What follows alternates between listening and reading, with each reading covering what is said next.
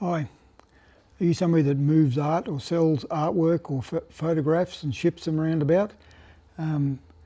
Just a quick lesson on mounting them. This one's been mounted onto a piece of 5mm foam core, clears all the way around the edges so that the artwork itself isn't being damaged in transit, which is really good. The problem we have is the customer requested that this item was actually float mounted, which means it sits up on top.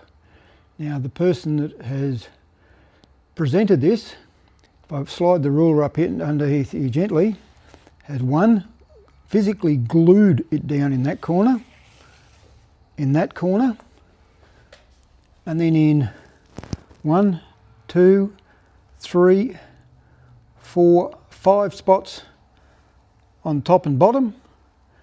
So, which is really good. It can't be removed from this foam board now without tearing the paper of the artwork, because they've physically glued it down. We quite often see them with something like double-sided tape holding it down, and it's no good for it. There are alternatives, and you can see what's happened here with the temperature and moisture. Because it's pinned here and here, the paper's expanded and of course it bulges between here and here. The paper's expanded, and the only thing it can do is bulge upwards again and again. Now on the sides you think, okay, it's only mounted top and bottom, but because it's pinned fairly rigidly here and here, the only thing this paper can do is buckle this way, because it can't go up and over or anywhere else.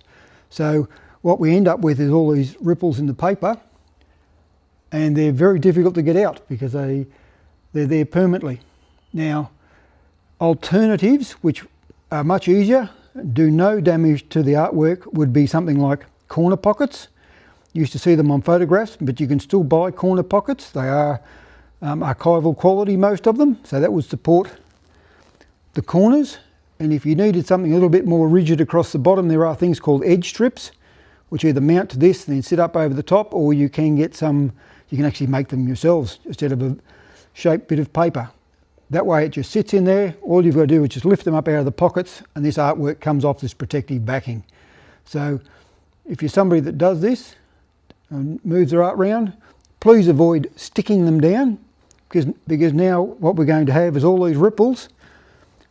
They're basically there for a long time, and without tearing and damaging your artwork, there isn't much to get them off. Now there's nothing on this to say who it is, what it is, how they've mounted it, but it's that you can just see the ruler makes it to there, makes it to there. So they're only small areas, but you would tear the paper taking it off, and I don't want to damage the print at all. So instead of float mounting it, what we're going to end up doing is we will, if I can pick it up, we're going to have to end up putting a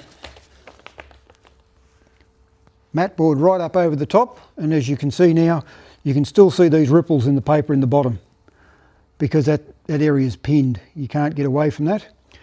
And to mount it, I'll actually create what's called a sink mount. So I'll have a piece of backing that I'll drop this board into, with another piece of backing behind that again, so it will just sit in there loosely fit, and the whole art piece can come out. But just a bit of a guide. If you're doing photos, artwork, and you want to protect them when you're moving them out, this just adds cellophane over it, which is fine. But look at some corner pockets or some edge strips. They are readily available. You've only got to look them up, and you can find some. They come in different sizes and everything else, but consider using those instead of glue or double-sided tape, which, well, damages your artwork. So thank you, and just a quick lesson on how these could be mounted in alternative methods.